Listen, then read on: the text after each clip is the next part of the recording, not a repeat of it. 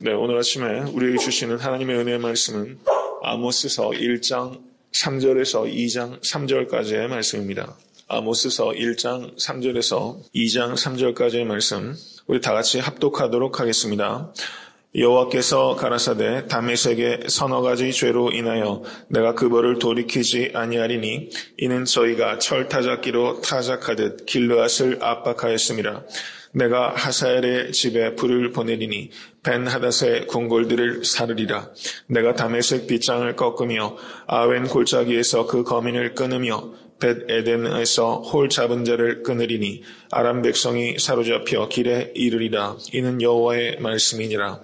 여호와께서 가라사대 가사의 서너 가지 죄로 인하여 내가 그 벌을 돌이키지 아니하리니 이는 저희가 모든 사로잡은 자를 끌어 에돔에 붙였음이라. 내가 가사 성에 불을 보내리니 그 궁궐들을 사르리라. 내가 또 아스돗에서 그 거민과 아스글론에서 홀 잡은 자를 끊고 또 손을 돌이켜 에그론을 치리니 블레셋에 남아있는 자가 멸망하리라. 이는 주 여호와의 말씀이니라.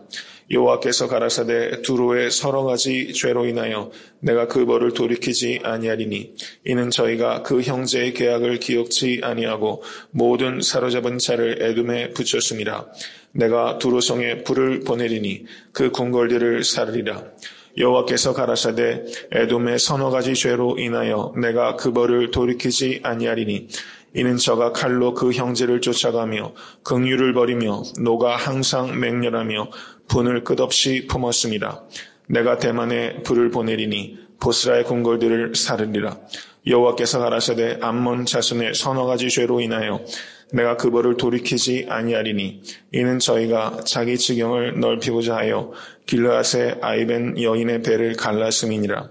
내가 라빠성에 불을 놓아 그 궁궐들을 사르되 전쟁의 날에 외침과 회리바람 날에 폭풍으로 할 것이며 저희의 왕은 그 방백들과 함께 사로잡혀 가리라. 이는 여호와의 말씀이니라. 여호와께서 가라사대 모압의 서너 가지 죄로 인하여 내가 그 벌을 돌이키지 아니하리니 이는 저가 에돔 왕의 뼈를 불살라 회를 만들었음이라. 내가 모압에 불을 보내리니 그리옷 궁궐들을 사르리라. 모압이 요란함과 외침과 나팔소리 중에서 죽을 것이라. 내가 그 중에서 재판장을 멸하며 방백들을 저와 함께 죽이리라. 이는 여호와의 말씀이니라. 아멘. 네, 하나님의 말씀입니다. 네, 오늘 본문 말씀 1장 3절에서 2장 3절까지를 보시면 여기에서는 여러 나라들에 대한 하나님의 심판이 기록되어 있습니다. 첫째는 다메섹이라고 말하고 있는 나라는 아람을 말하는 거예요. 아람. 그 다음에 두 번째로 6절의 가사는 블레셋을 말하는 것입니다. 그 다음에 두로와 에돔과 암몬과 모압 등의 나라들에 대한 하나님의 심판을 말씀하고 있어요. 이거는 유다와 이스라엘 주변국들을 말하는 것입니다. 특별히 에돔은 누구의 후손입니까? 에서의 후손이에요. 암몬과 모압은 누구의 후손이죠? 롯의 후손이에요. 그러니까 에돔과 암몬과 모압은 말하자면 사촌, 친척 나라들이라고 할 수 있어요. 그러니까 아람과 블레셋과 두로의 심판, 이방 나라들, 그 다음에 친척 나라들에 대한 심판, 그 다음에 2장 4절부터 3장 2절까지를 보시면 남유다에 대한 심판, 그리고 북이스라엘에 대한 심판, 선택받은 나라들에 대한 심판이 이루어지고 있습니다. 하나님께서는 공의로우신 하나님이에요. 하나님이 일관된 기준을 가지고 하나님께서 심판하십니다. 하나님의 심판은 광범위한 것이다 라는 것을 이 아모스는 말씀하고 있는 것입니다.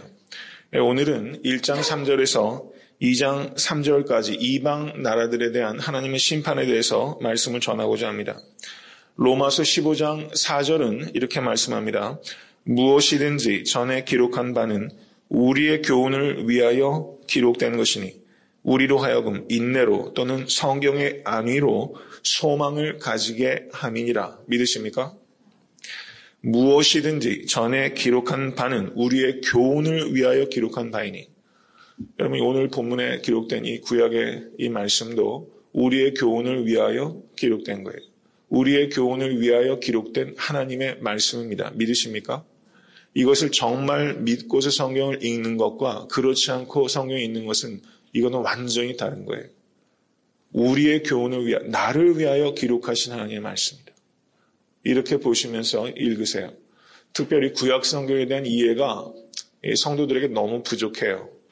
너무 부족합니다. 그리고 주일날 구약 성경에 대해서 설교하기보다는 신약 성경에 아무래도 더 많은 설교를 할 수밖에 없는 상황들이 있어요. 왜냐하면 구약 성경을 너무 모르시기 때문에 이렇게 새벽 재단에 강해 설교를 통해서 구약을 쭉 설교해 나가면 이제 이해가 되시잖아요. 그런데 주일날 우리가 흔히 아는 뭐 창세기라든가 출애굽기 내용이라든가 구약의 몇 군데 잘 아시는 부분들 있잖아요. 그 사건만 독립적으로 된 사건은 주일에 제가 설교하기가 뭐 아무 어려움이 없어요. 그런데 전후 문맥을 다 알아야 되는 내용을 주일날 설교하면 성도님들이 이해를 못하세요. 그래서 주일날 구약 설교를 제가 많이 하고 싶어도 조금 제가 그렇게 하지 못한 현실적인 문제가 있다는 거예요. 구약 성경을 너무 몰라요. 너무 몰라요. 너무 모르는 것입니다. 그래서 작년에 제가 구약의 역사서를 다 강의를 했어요. 열왕기 상하를 하고 역대 상하는 제가 빠뜨렸습니다. 그건 의도적으로 그렇게 한 거예요. 열왕기 상하를 통해서 그래도 모든 나라 남유다와 북이스라엘의 역사를 큰 그림을 그렸기 때문에 역대 상하와 중복된 부분이 많기 때문에 그건 제가 의도적으로 뺀 것이고요.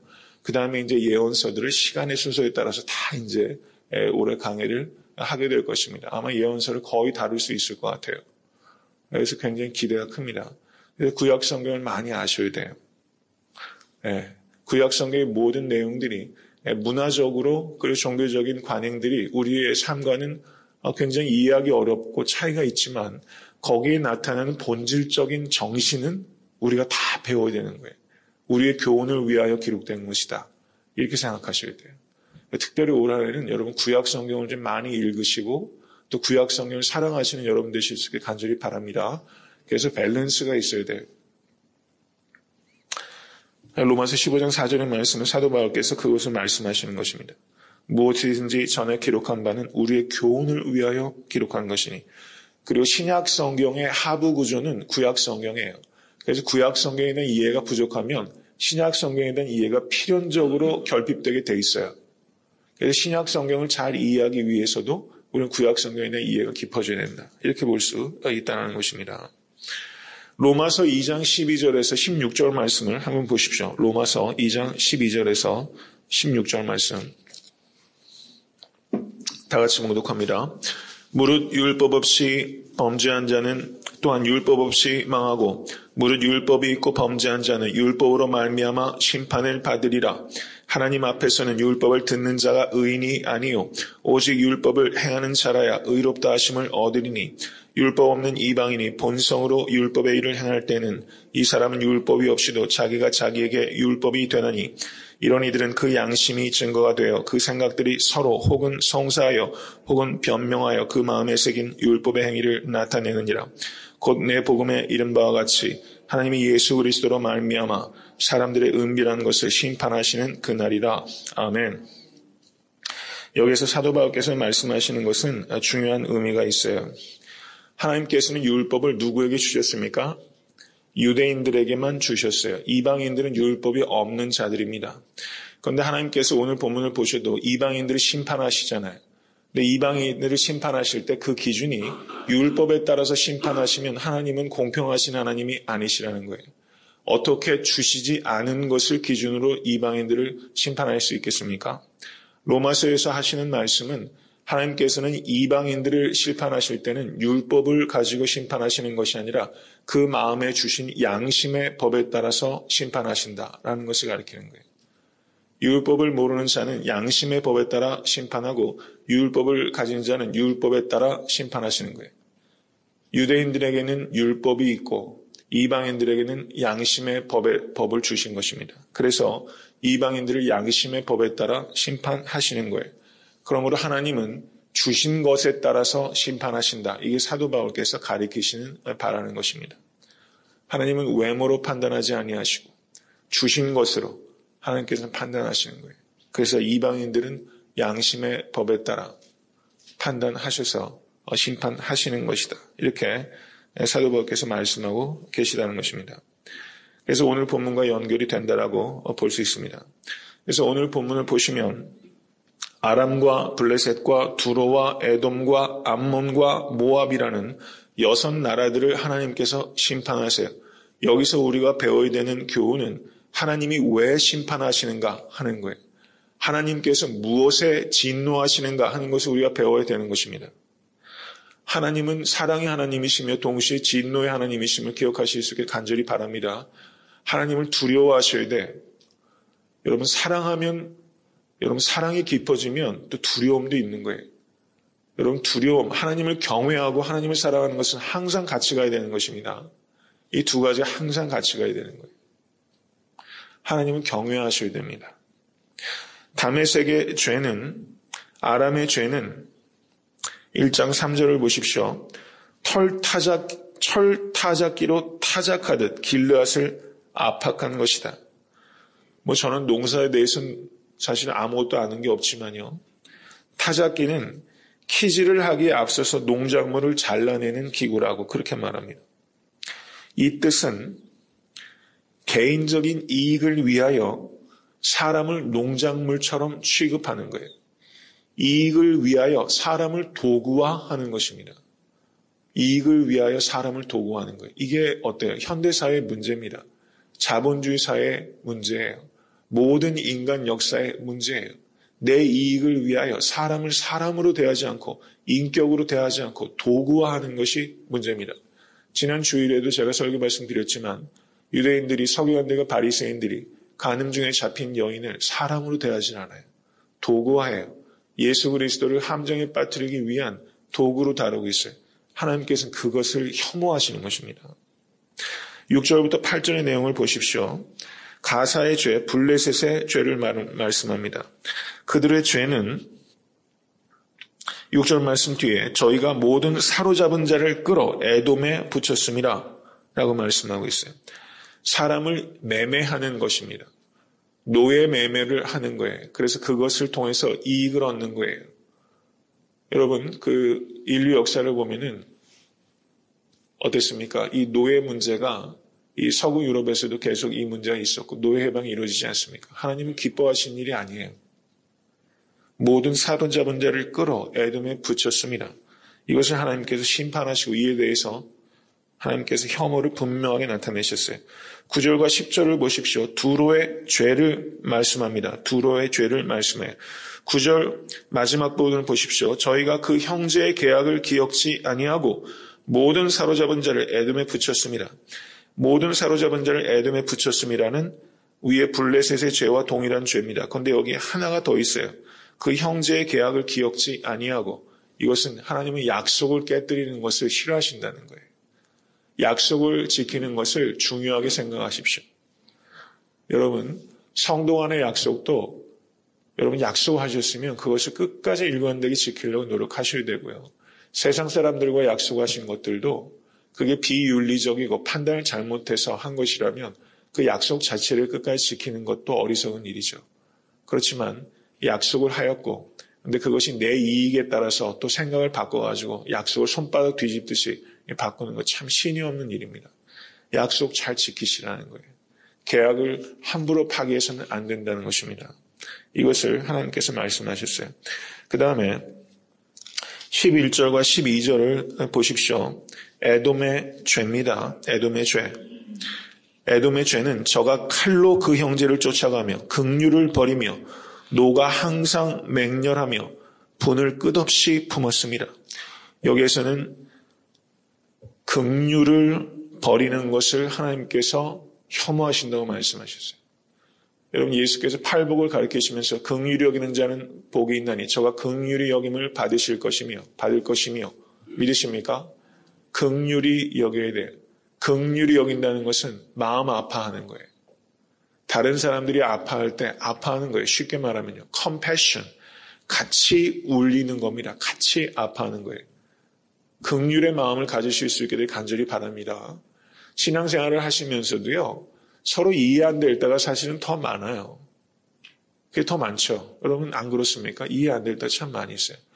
그런데 그분의 입장에서 이렇게 생각을 해보면 제가 지난주에도 말씀드렸죠. 우리가 충분히 몰라요. 그리고 우리가 충분히 선하지 못해요. 이걸 항상 기억하셔야 돼요. 이렇게 바르게 판단하고 객관적으로 보려고 노력을 해도 제 스스로도 제가 가지고 있는 정보가 굉장히 제한적이고 그분의 정서나 배경을 충분히 이해하지 못해요.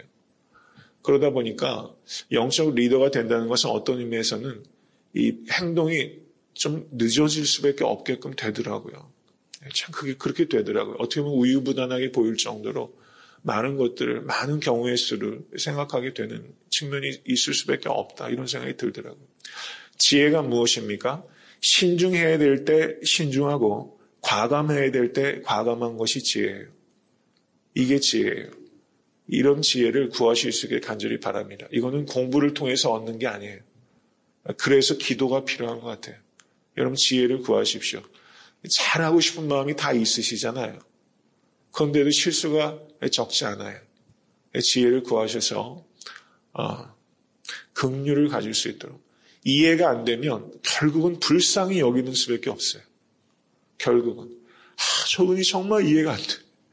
그런데 가만히 생각해보면 그리스도께서 대신 죽으신 형제 자매다 생각하고 아직 그렇게밖에 말씀하지 못하고 행동하지 못하시는 것에 대해서 불쌍히 여기는 거. 여러분 불쌍히 여기세요. 결국은 불쌍히 여기는 마음 그게 있어야 되겠더라고요. 그러면 다 이렇게 용납이 돼요. 불쌍히 여기시는 거. 부족한 것을 불쌍히 여기는 거. 부족한 것에 대해서 이해를 못하고 화가 나고 하는 게 아니라 긍휼히 여기는 게 그 뒤에 결국 이 분노와 연관이 되잖아요. 불쌍히 여기는 마음이에요. 이게 목회자로서 제가 가져야 될 마음입니다. 불쌍히 여기는 거. 예수께서 목자 없는 양 같은 것을 불쌍히 여기셨다. 그게 긍휼입니다. 그게 목자의 마음이에요. 영적 리더들은 반드시 이 마음을 가져야 되는 것이고 이 마음이 정말 보배 같은 것입니다. 그리고 그 뒤에 보세요. 분노에 대해서 말씀하고 계세요. 노를 항상 맹렬하게 분을 끝없이 품었습니다. 여러분 리더의 가장 중요한 자질이 온유함입니다. 온유함으로 사람들을 가리키고 징계할 때도 온유함으로 하라고 그랬어요. 왜냐하면 나도 그럴 수 있기 때문에요. 내가 어떤 사람들의 실수와 잘못에 대해서 지나치게 맹렬하게 분을 품으면 분을 나타내면 나중에 그 일을 내가 행하게 될 때 여러분 낯을 어떻게 들겠어요? 갈라디아에서는 사도 바울께서 그 말씀을 하시는 겁니다. 온유함으로 하라고 그랬어요. 나도 그럴 수 있어요. 나도. 이 생각을 항상 하셔야 돼요. 이게 겸손함입니다. 나도 그럴 수 있다. 나도 그럴 수 있다.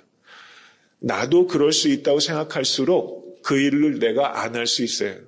근데 나는 그런 일하고는 무관해라고 하면 그런 일을 범할 가능성이 훨씬 높아요. 나도 그럴 수 있는 육체를 가진 연약한 사람이다라는 생각을 하셔야 돼요. 그래야지만 여러분 다른 사람의 잘못을 correction 해야 되는데 다른 사람이 잘못하면 destruction 하려고 그래요. 사람이 잘못하면 지혜롭고 온유하게 기도하면서 해산하는 수고를 해야 됩니다.